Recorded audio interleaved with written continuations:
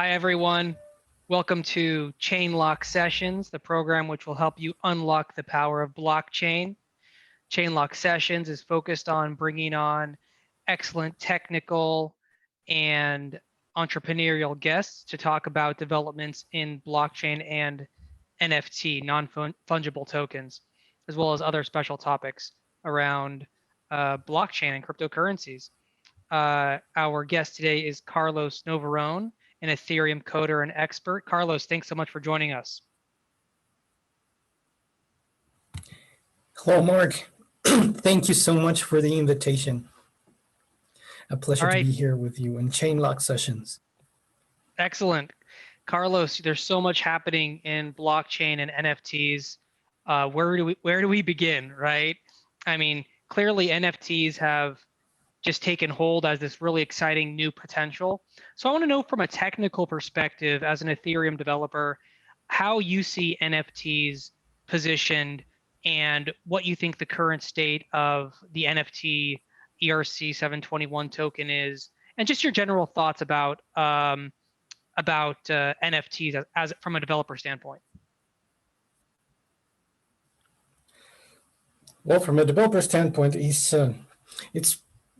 way much more simpler than one might think. As you mentioned, non-fungible tokens in the Ethereum platform are based in the ERC 721 standard. This standard has been around actually for more than 2 or 3 years, if I'm not mistaken.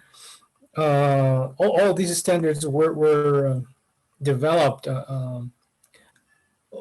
I think the most popular ones were developed in 2017. They came along with the ERC20. Some years, about a year after ERC20 came around. And back in 2017, nobody batted an eye about ERC 721. And it was actually a use case that received some considerable backlash and criticism, especially because of the fact that you in fact can copy the content that is associated to that token, but even though that is not the real point of it, I think you can shed light on what the actual point is, because there are many people around saying that, that doesn't help protect your intellectual property. That's an important criticism, but right. As I say, it's not the point of ERC 721, and it's not the point of the whole concept of non-fungible tokens, as we're experiencing right now in the blockchain space. The whole thing around this is not actually about intellectual property. It's not about copywriting. It's not about protecting or making immutable some sort of artwork or anything like that. It's more about the fact that you are able to prove that you possess, and the fact that the whole network recognizes that you are the owner of a digital representation of an artwork, or anything for that matter. The ERC 721 is also used to represent property deeds. It's also used to represent promissory notes and many other things. Right.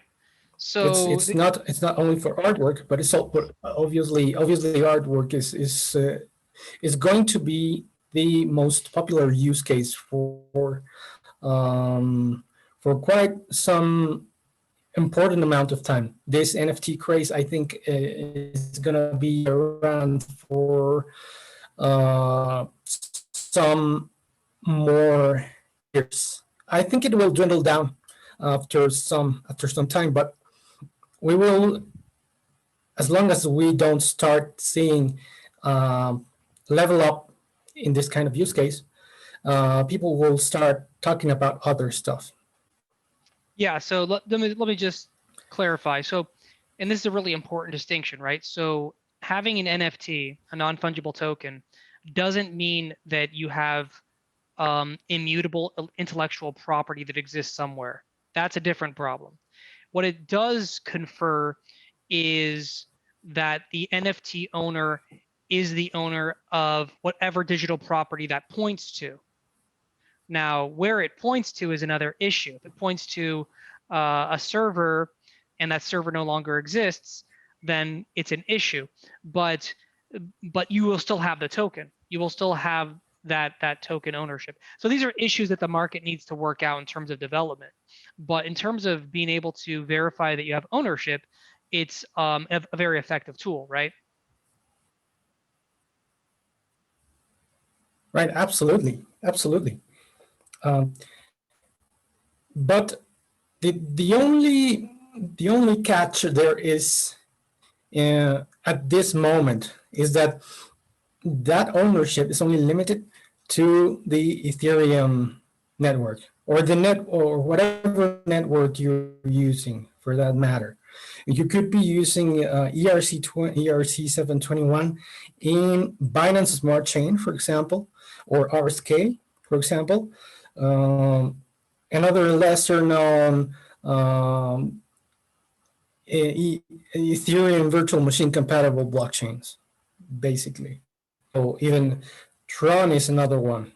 But yeah, almost, I would say more than 99% of the NFT space is being implemented on top of the Ethereum network. Right. And I think we're seeing these other blockchain networks come into prominence in part because of gas fees, right? So if anyone's tried to launch an NFT on OpenSea or Rarible, they notice they get hit with a huge gas fee just to launch the NFT. So this is, I would think, the primary reason. Maybe there's some other reasons, but comes down to how much it costs to actually, mint a token, right? At least that's a. What do you think about that? Yes, the the issuer of the token will have to take into account the amount of gas that is spent in the first step, which is the minting of the token, and second, the transfer of the token. So if one doesn't take into account those two steps, uh, an artist might be selling their artwork in at loss. Actually, if they actually don't, they should be mindful about these costs, and they should price their NFTs accordingly. It's certainly driving the price up. It's gonna drive the price of all NFTs up, and because of the fact that I'm personally convinced that Ethereum will be worth even much more in the future.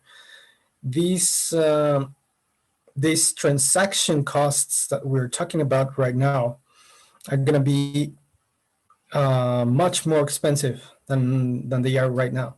I think this year Ethereum price will start going in an upwards direction with with a considerably fast pace. I mean, it has been growing, but in a steady, not so fast pace. I think Ethereum still has much more room to explode in terms of price, and people will have to keep an eye on that because that will make costs everything living in and working on top of the Ethereum network much more costly and much more pricey. So does that mean that it's more likely that there will be adopters of Binance Smart Chain, Tron, or other blockchains that facilitate NFT minting um, because of these gas fees and the rising price of Ethereum? Some artists will probably prefer to mint their tokens on top of those networks because of the costs. But also, the value of those tokens is it also depends on the fact that they have a network effect. They live within a network that is basically interoperable with other NFTs.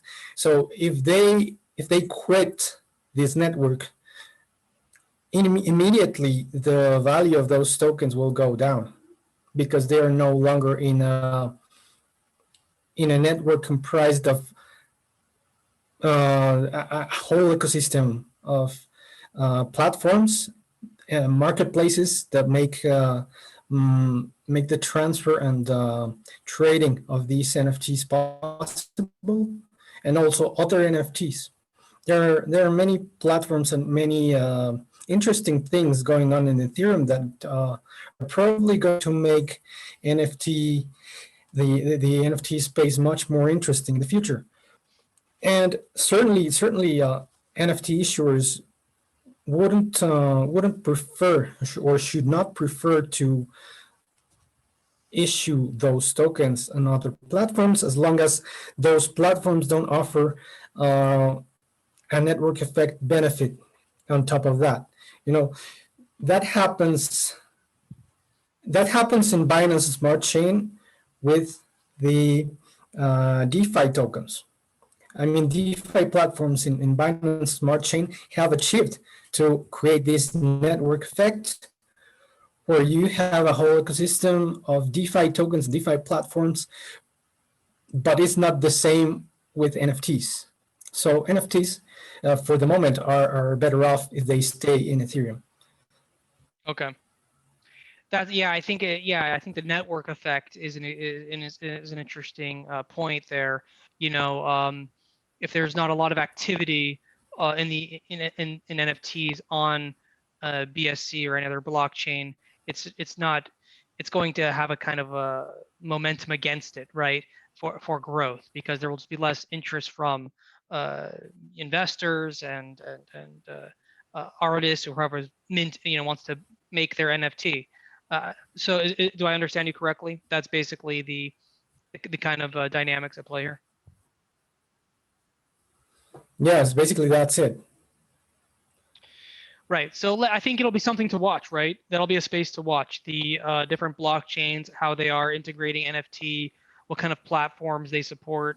That's definitely a space to watch closely, and how they're going to onboard a bunch of users when everyone's already using Ethereum primarily. And so to continue on that point, do you think the ERC 721 standard will be updated anytime soon? And if so, how? I mean, there's a lot of problems currently in terms of associated metadata, any kind of intrinsic linking of a file or digital object to its NFT. Royalties is a big one as well. So do you see what is the state in the development of that, or is there like a new ERC token coming around entirely to replace it? Can you comment on that? Well, the fact is that royalties are not included within the ERC 721 standard, but actually in the platform protocols like Rarible. I mean, Rarible lets you, for people who don't know already, Rarible lets you enjoy from royalties from the selling of NFT tokens to other people, and if that buyer sells the NFT, the second, but the third owner will in turn have to pay a percentage of that in terms of royalties that will go directly to your wallet. But addressing the other point, ERC 721 is constantly updated. There are a handful of organizations that dedicate themselves to improving and testing, continually stress testing, and finding bugs in the ERC standards for the Ethereum. That these standards are implemented in every Ethereum virtual machine compatible blockchain.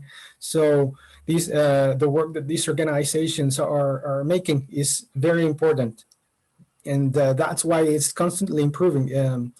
One of them is Open Zeppelin. Open Zeppelin constantly releases even new versions of the standard. Is constantly participating within the Ethereum Foundation's forum, where basically all these standards are proposed.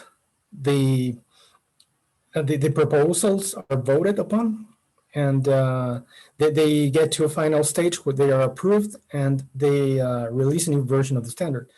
But yeah, basically, it's a work that is constantly done. It's constantly improving, and from the technical perspective, we can be sure that that there's going to be a constant improvement. But I think the improvements that are going to be much more significant for this kind of use cases are going to be platform level improvements, where we will have to see if other platforms that compete with Ethereum are going to pose a competitive benefit in terms of the protocol level, at the protocol level, that will force or at least compel users and token issuers to migrate to those platforms in terms of costs, in terms of development,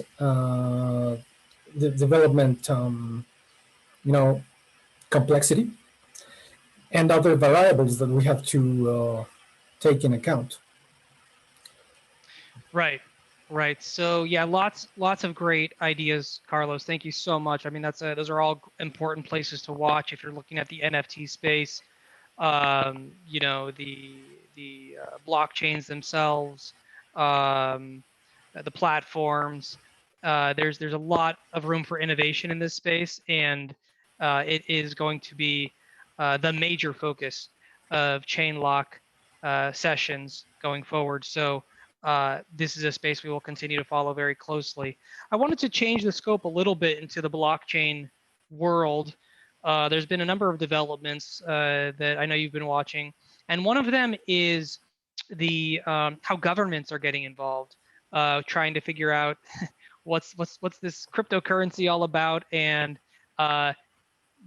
how they might get their hands in it. So do you have any insights into regulations that are being developed anywhere in the world around blockchain, and how that's going to affect the industry in general?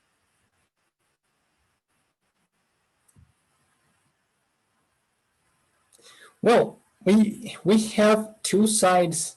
I think it's a two-faced monster we have in here regarding regulation. In one side, we have the Office of the Comptroller of the Currency of the U.S. Saying that banks can now play with stablecoins, which is really great news for the crypto space. But on the other hand, we have Ray Dalio, who recently issued a statement in his weekly report for Yahoo Finance that says basically it's very likely that governments like the US and other governments, maybe European governments, maybe the Russian government, maybe even the Chinese government, start banning crypto, banning the act of holding crypto, basically, and also for enterprises, also for companies to hold crypto, which would be a very, very bearish scenario for the whole market. I think hodlers would find, even hodlers, even long term hodlers would find very hard to hold on to their crypto holdings quite significantly, because this is such bad news. Such it creates a doom scenario, but it's not the end. It would not be the end of crypto. I would think the market would react with a quick downwards price movement, but in general, the the fundamentals of crypto are still very strong. And I think even though Ray Dalio issued this statement, the market hasn't reacted in a negative way. I mean, um, Bitcoin just recently bounced off the 50-day moving average, which which makes us realize that we are still in a bullish price action condition for the market. And many people don't are not regarding the risks of holding crypto in a scenario where we are seeing already that the Indian government already banned holding crypto. Nigeria also did, but you know, I think the attention should go to India, because India is a technological power, a technological world power, and it's very surprising for me as a technical person that such a technical world power would do such a thing. Why Well, would do that? Why would they do well, that? well, Well, let's Ray let's Dalio, yeah, yeah, no, no, finish your thought, please. Yeah. yeah. As Ray Dalio says, as he explains, this has sense. This has a lot of sense. It makes a lot of sense in terms of governments wanting to monopolize of crypto. They're not. They're no longer trying to make it bigger, because they have to. They're not going to succeed in trying to make Bitcoin go back to zero, and nobody wanting the Bitcoin, nobody wanting cryptocurrency. That's not going to happen. They know that. But what they have realized, at least the US government and the Chinese government, and apparently the Indian government, is that the same way the US government and then governments banned holding of gold back in 1971, when the Bretton Woods Agreement came to an end, they will have, or they will be compelled to be the only ones who are legally permitted to hold crypto, and citizens will not be. So they can gather a significant holding of all crypto, and it's basically a strategy that it will need a strategy in cooperation between governments, amongst governments. What I think will happen is that governments will come one day and announce where cryptocurrency is banned for the citizens. Basically, you as a citizen can't hold crypto, can't hold Bitcoin, can't hold Ethereum, whatever. Okay. Okay. You Okay. can't. Okay. Okay. You But can't. let you know, you're the developer here, right? So you tell me how a developer would hear that news, and it would be unfortunate news. But I imagine that most developers would hear that, and then they would kind of chuckle a little bit and go, "Ha ha ha! They don't know how Bitcoin works, because I can have a wallet address that's essentially untraceable or not connected to my identity. It can be hosted anywhere in the world. It can be anonymized and encrypted. I think there's many wallets that are already like that. And it's on a distributed network. So the whole concept that they forgot here is that it's distributed. It's not centralized. You can't go into Satoshi headquarters in Manhattan and say, "Hey, you got to shut this down." It just doesn't work like that. So as a developer, if you heard this news, would you chuckle to yourself and say, this just doesn't mean anything, or does it mean something that I'm not seeing?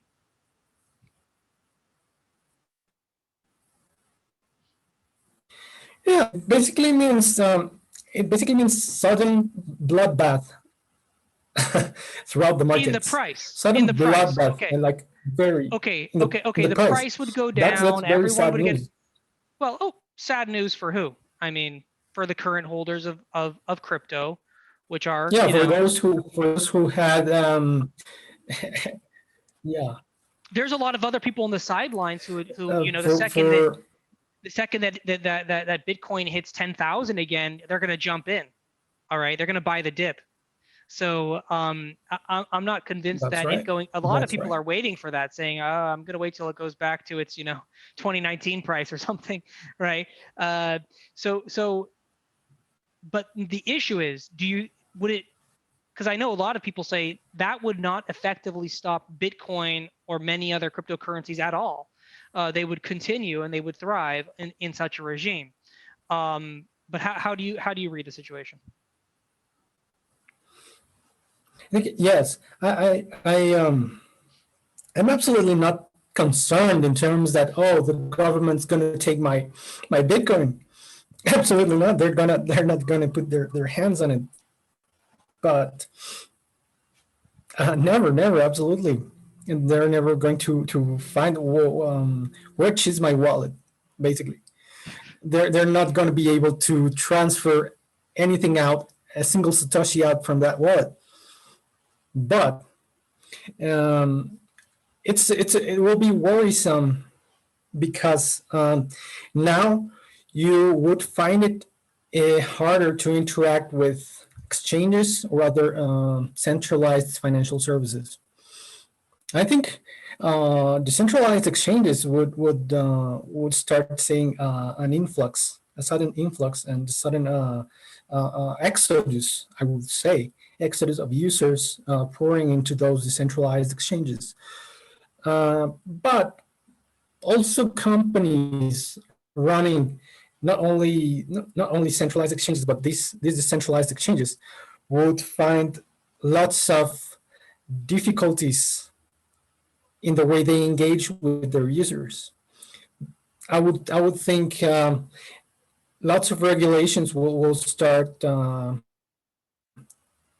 coming into the space, make it difficult to changes, possibly um, exchanges banning the possibility to withdraw. You can only pay with your Visa, debit, or credit card to buy Bitcoin, but you can only hold it within the exchange because there will probably be some regulations that will make it only possible to hold crypto if you are an institution registered within the financial infrastructure of your country, of whatever country it is. So basically, exchanges would be the only ones permitted to hold crypto and would not be letting users withdraw from their exchange accounts into their own wallets, basically. That would be the scenario. But it's also very I would say it's dangerous also for the in the fact due to the fact that it will make such that we'll start seeing very bearish conditions that will probably trigger the start of the bear market. And that's gonna be bad news for a lot of companies, a lot of fintech, a lot of cryptocurrency related um, companies and startups. Many people will lose not only users but also money, and investors will start thinking very, very carefully about pouring money into these kind of enterprises. Yeah, Michael But Saylor will have to update, strategy.com and hope.com and say, with a little asterisk, but a lot of people are going to wait on the sidelines and saying, "Hey, BTC just hit 5,000. I'm going to buy, 2, 3 Bitcoins now. I that's right. never dreamed I could do that." Right. So I do think there are countervailing That's forces, right. but those users will need to get on these if they can find some decentralized exchange or some other solution, particularly if it's banned in their country of residence, right? So this is a major issue, it sounds like, and it will be another major inflection point here in this scenario. So are there currently solutions for this? I mean, you mentioned that in your wallet scenario, you don't, there's no possible way it could be confiscated, um, or even seen by prying eyes. But for for for most people who aren't developers and just interested in investing in Bitcoin, and now they may be staring down the possibility of a Bitcoin ban and wherever they might be living. What are the kind of solutions that they have for this?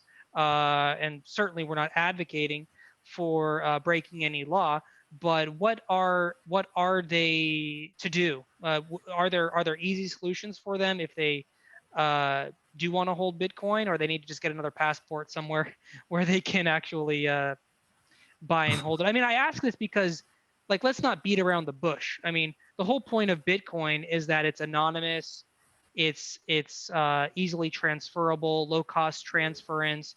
It's no one can take it away. It's not centralized. I mean, these are the core tenets of the blockchain technology on which Bitcoin and other cryptocurrencies reside.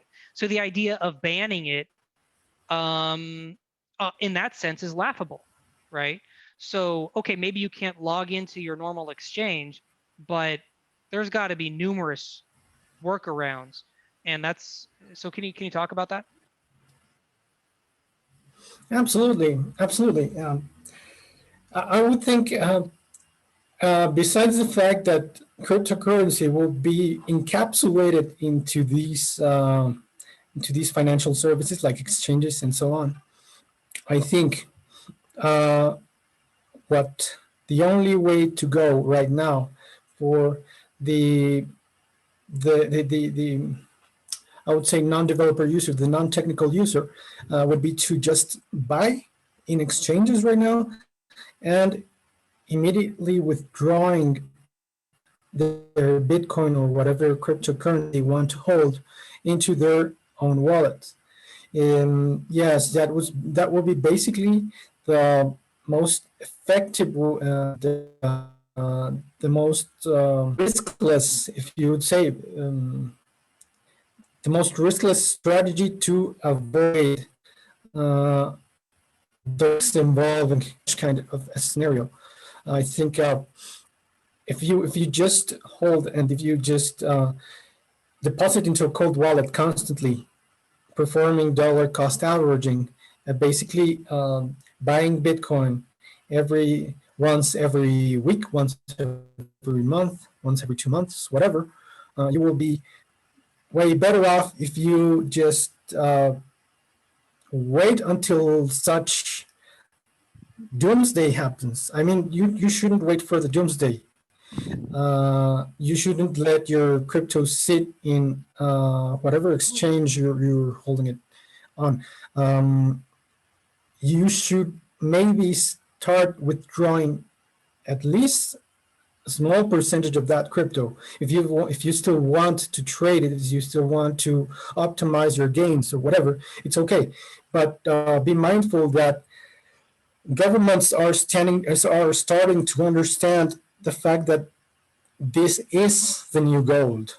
This is the new gold, and they're gonna play. They're gonna be playing very dirty. They're gonna be playing in such a way that the average citizen will not be able to withstand the negative conditions that the new regulations are going to create. And as I say, it's not going to be a set of measures that will be aimed to end crypto, but they will be seeking to make it more difficult to hold crypto for average citizens because they want to hoard it. Governments will do everything that is in their hands to they are the one hoard the most crypto, not companies, not even financial institutions. And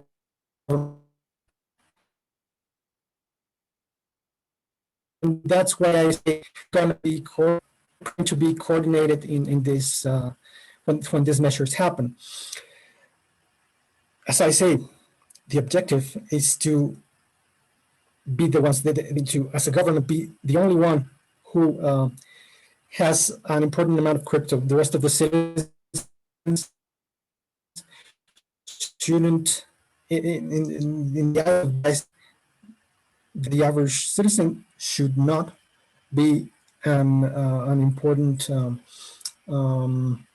know, important element in this market, because we don't know how governments are. They are starting to understand the importance of this, and they're gonna make it somewhat nightmarish for some people to move or to hold their crypto. And Yeah, I mean definitely there are solutions for this. the idea that India, I mean, this is not like a small player on the world stage. This is not some remote island nation. And in the technology world, India is like Yes. top 2 or 3 players in the world, right?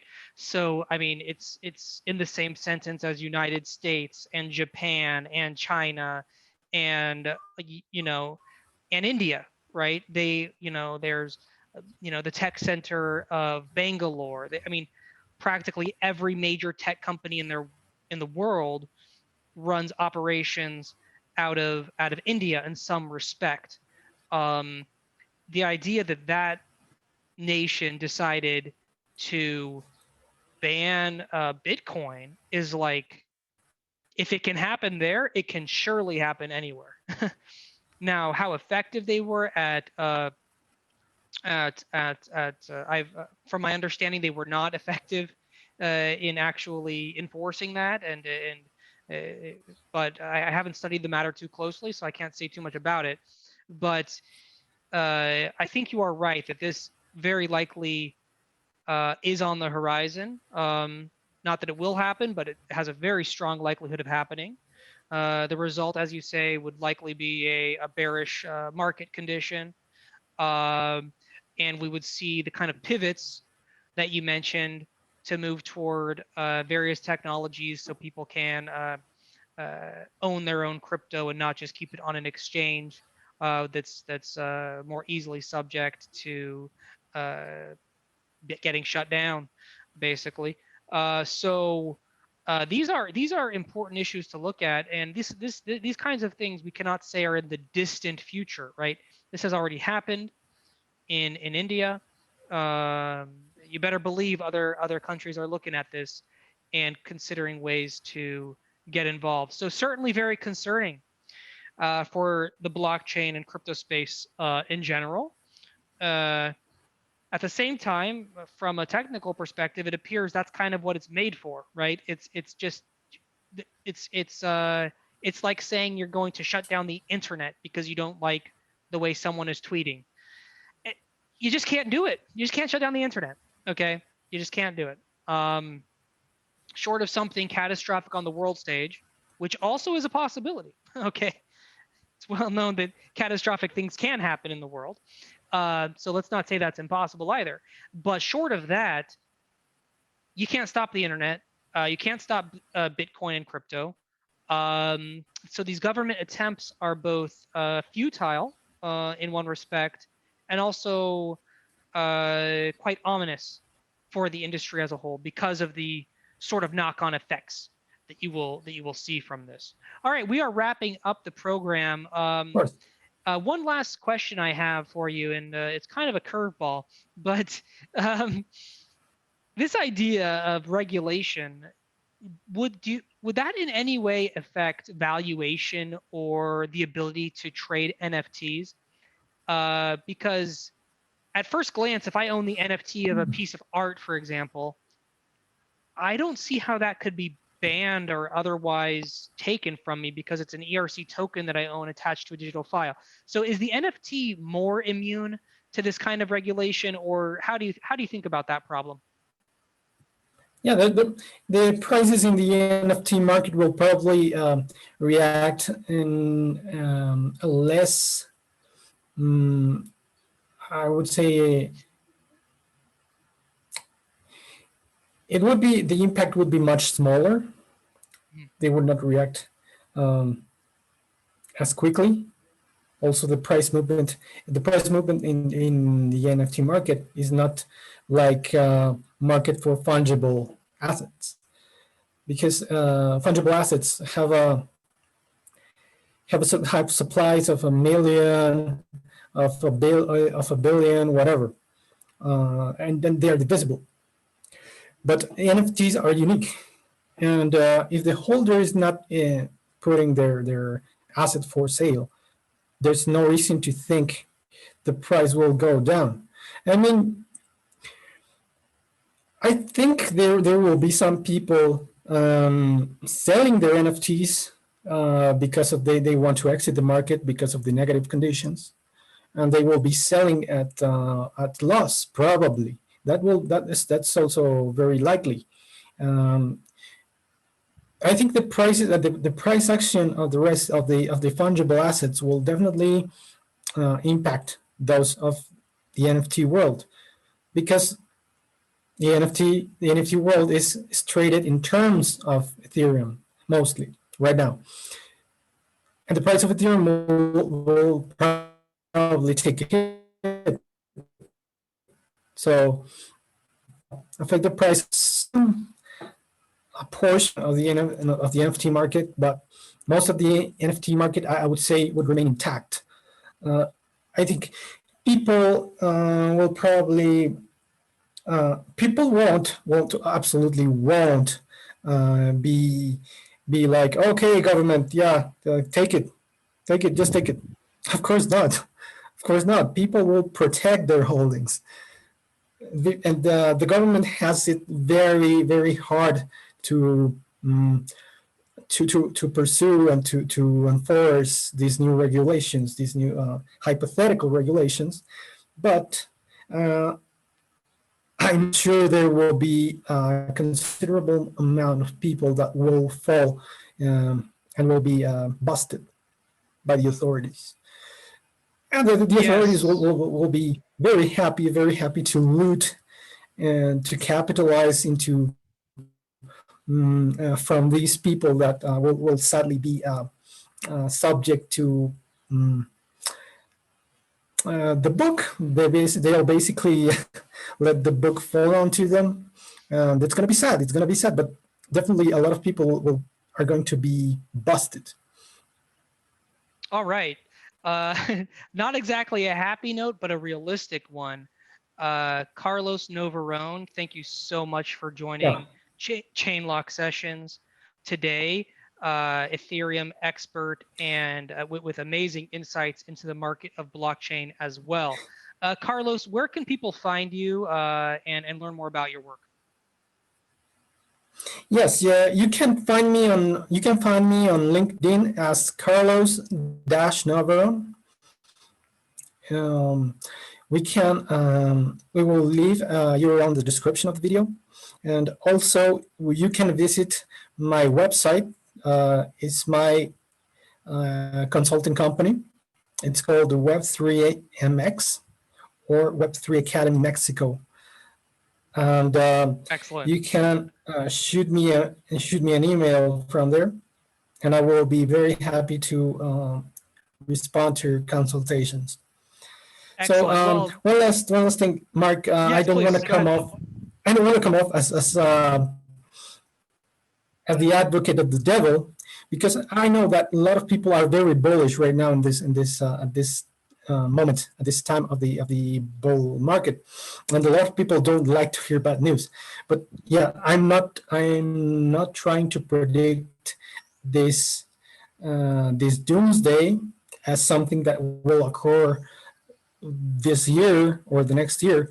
I'm just saying it is likely to occur, and it can occur any time from 2021 to the next 20 years to the next 50 years. Who knows? But governments will definitely be wanting to hoard crypto, create the conditions so that they can buy cheap, and they can also grab crypto from hodlers and from all kinds of people that are basically the fish in this blue ocean that's called the blockchain space. So yeah, not wanting to be the bearer of bad news, but I'm only being realistic. I'm only talking about things that could happen. And thank you, Mark, for inviting me to Chainlock Sessions. It's been a pleasure to chat with you. Well, I hope to have you back very soon, and we will post all those links to Carlos Noveron, Ethereum expert, and with excellent market analysis as well from a technical perspective. And it is great to know what the future holds. We don't know exactly how far out that is, but we've already seen this kind of activity happening in terms of regulation, and it's good to keep our eye on where things can go. So again, Carlos, thank you so much, and I look forward to speaking to you again on a future episode of Chainlock Sessions. Thank you, Mark. Nice talking to you.